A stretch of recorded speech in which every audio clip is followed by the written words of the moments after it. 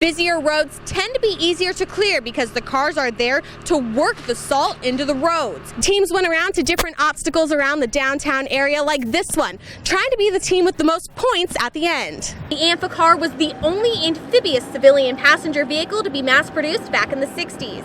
50 years later, parts are scarce and it takes a lot to keep these things running smooth. Interior Motifs has finally been able to reopen, but the owner says the scaffolding and fence that keeps customers safe may be the thing keeping them away. The factory makes 108 footballs per team for the big day, but it takes a few thousand tries to get them all perfect and indistinguishable.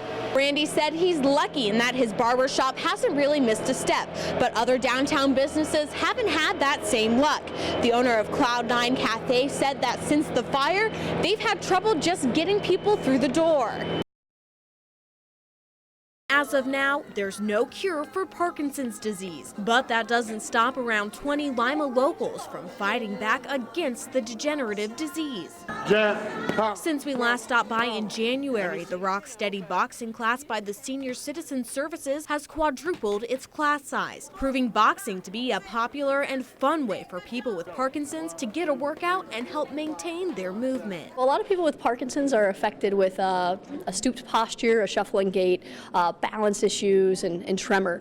And so a lot of the aspects of boxing, you have to really challenge your balance to be in a boxing stance and to reach and to punch, to move around, move forward, move backward, move side to side. So that really helps with the balance. And a lot of the functional activities help with strength, being able to maintain upright posture and walking correctly. The boxers come for the physical workout they get from the class, but while they're here, they're also getting a boost to their brains. One of the things that Parkinson's patients deal with is depression, because there is no cure. And you think, woe is me. This takes it all away. You're in here having a good time with people that all have the same problems. We can't make the disease go away. There's no cure for it, but we can limit the effects of what's happening. Exercise has proven to be one of the things that has done that. Spratt, who has been involved with the class since its beginnings, said not only has he noticed an improvement in his overall health, it's also given him a boost in his confidence. In Lima, Britt Salay, your news now.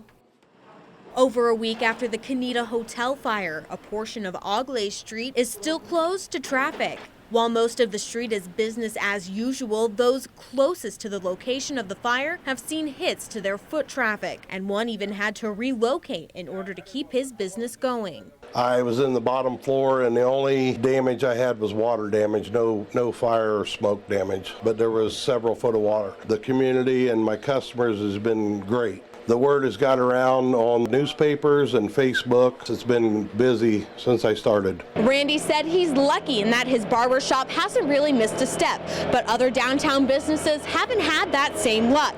The owner of Cloud9 Cafe said that since the fire, they've had trouble just getting people through the door. I usually have 3 people on the payroll every day, and when you add that up and you don't have the people coming in to eat, it's not good.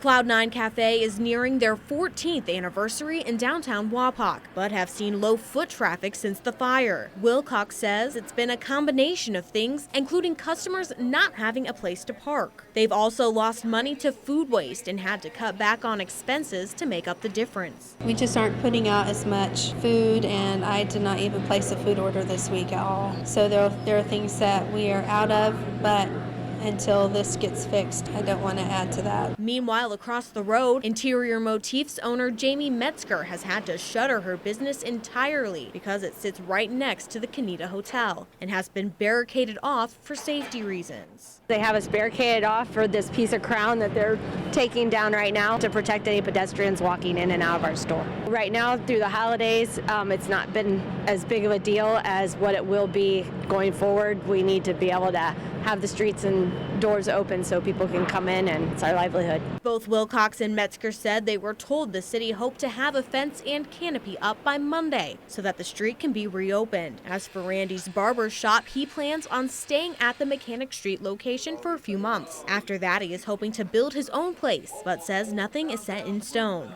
In Wapak, Britt Salay, your news now.